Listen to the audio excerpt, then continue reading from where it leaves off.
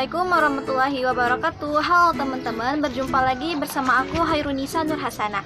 Di video kali ini aku mau ngebahas seputar peradaban Islam kontemporer di negara Kanada. Wow, pasti seru banget kan teman-teman. Tapi sebelum kita lanjut ke videonya, jangan lupa like, comment, and subscribe my YouTube channel aku ya teman-teman. Oke teman-teman, sebelum kita masuk ke pembahasan gimana sih agama Islam bisa masuk ke Kanada, terlebih dahulu kita kenalan dulu nih sama negara ini. Negara Kanada merupakan salah satu negara terbesar yang ada di dunia dan terletak di benua Amerika Utara dengan nama ibu kotanya Kota Ottawa. Kanada juga merupakan negara terluas kedua di dunia setelah negara Rusia dengan luas wilayah sebesar 9.984.670 km persegi. Sistem pemerintahan dari negara ini ialah monarki konstitusional federal yang dipimpin oleh Ratu Inggris sebagai kepala negaranya dan seorang perdana menteri yang berkedudukan sebagai kepala pemerintahan. Nah teman-teman, meskipun negara ini termasuk ke dalam negara terbesar kedua di dunia, namun Kanada bukan dan tidak termasuk ke dalam negara dengan jumlah penduduk terpadat. Dan baru-baru ini pada tahun 2021 Kanada menduduki peringkat ke-38 di antara negara-negara yang ada di dunia dengan kategori negara terpadat. Bahasa resmi dari negara ini ialah bahasa Inggris dan juga bahasa Perancis. Bahasa Perancis adalah bahasa mayoritas masyarakat Quebec yang dipakai oleh masyarakat di New Brunswick dan Ontario. Bahasa Perancis juga digunakan oleh masyarakatnya, serta bahasa Perancis ini pun digunakan oleh komunitas tertentu di seluruh Kanada, baik itu Kanada Atlantik maupun Kanada Barat. Sementara bahasa Inggris merupakan bahasa mayoritas di tempat lain, kecuali di daerah Nunavut. Terus, gimana sih awal mula agama Islam masuk ke Kanada? For your info teman-teman, agama Islam ini merupakan agama yang berkembang dengan pesat di Kanada. Awal mula masuknya agama Islam ke Kanada ini diawali dengan datangnya para imigran Muslim ke Kanada, terutama dari wilayah Syria Raya pada tahun 1880 Masehi. Selanjutnya setelah kedatangan imigran pertama ke Kanada, yakni dari Syria Raya, imigran berikutnya dari Albania dan Yugoslavia datang mengikuti, tepatnya pada Perang Dunia I. Kala itu jumlah imigran Muslim ke Kanada meningkat pesat terutama setelah terjadinya Perang Dunia II. Mereka datang dengan berbagai alasan, yakni seperti karena alasan melanjutkan pendidikan, mencari keselamatan, ikut bermigrasi bersama keluarga, atau mengadu nasib untuk mencari pekerjaan. Dan ada pula yang datang karena masalah politik serta keamanan dari negara asalnya. Hal ini membuat latar belakang etnis Muslim Kanada begitu beragam. Mayoritas pendatang Muslim di Kanada ini berasal dari Pakistan, Timur Tengah, dan Indonesia. Sementara sekitar 1/5 umat Muslim di Kanada merupakan umat Muslim yang lahir di Kanada.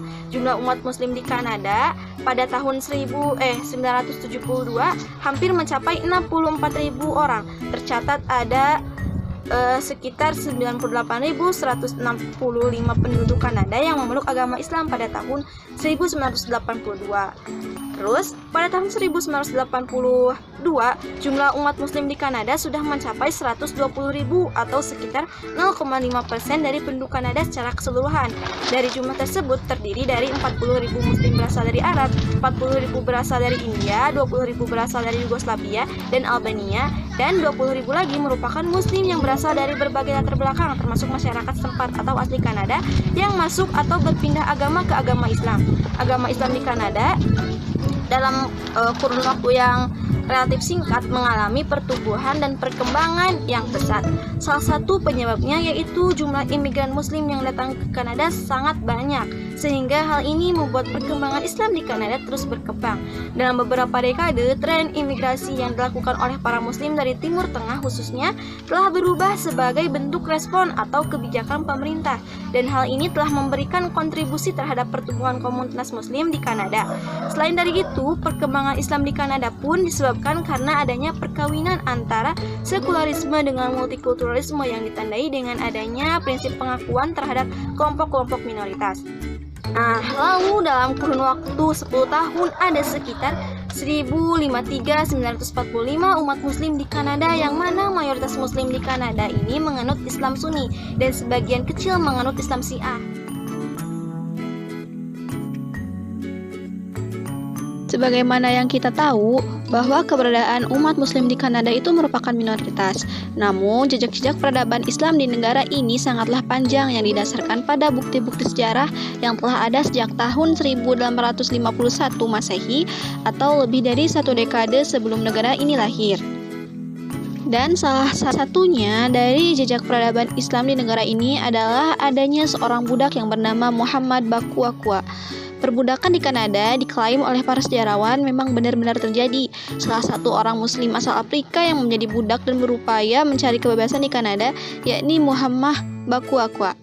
Beliau merupakan seorang muslim yang lahir di Afrika Barat. Beliau diperbudak sejak masih muda di negara Brazil, kemudian ia dikirim ke Amerika Serikat hingga akhirnya ia mendapatkan peluang untuk mendapatkan kebebasan. Saat itu Muhammad Bakuakua menetap beberapa hari di Chatham, sebuah kota di kawasan Ontario. Dan di tempat inilah ia menulis jejak-jejak Islam yang berupa autobiografi, dan dari hasil tulisannya ini ia menjadi orang yang terkenal.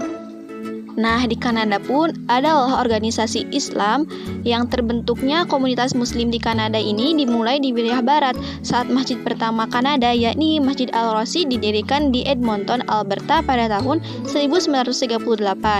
Setelah berkembangnya komunitas muslim tersebut, maka umat Islam di Kanada membutuhkan suatu wadah atau tempat yang dapat menampung kegiatan sekaligus untuk menyuarakan aspirasi umat muslim yang ada di sana. Secara garis besarnya, komunitas muslim di Kanada direpresentasikan oleh dua organisasi. Yang pertama itu ada Canadian Islamic Congress atau CIC. Organisasi ini merupakan organisasi yang mewakili kelompok tradisional yang didukung oleh berbagai masjid yang ada di Kanada.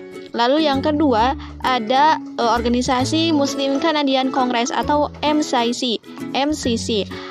Organisasi ini merupakan organisasi yang bersifat progresif liberal dan organisasi ini dianggap sebagai organisasi muslim yang terbesar yang ada di Kanada dengan jumlah anggota komunitas 70% muslim Kanada. Selain dari organisasi yang telah disebutkan tadi, ada juga beberapa organisasi muslim yang lain, yakni The Canadian Council for American Islamic Relations, lalu ada Canadian Society of Muslim, The Canadian Muslim Lawyers, Islam Society of North America, dan The Islamic Circle of North America. Terus gimana sih kehidupan umat muslim di negara Kanada? Nah, teman-teman, perlu kita tahu bahwa dewasa ini diketahui umat Islam di Kanada mendapatkan perlakuan istimewa dari negara.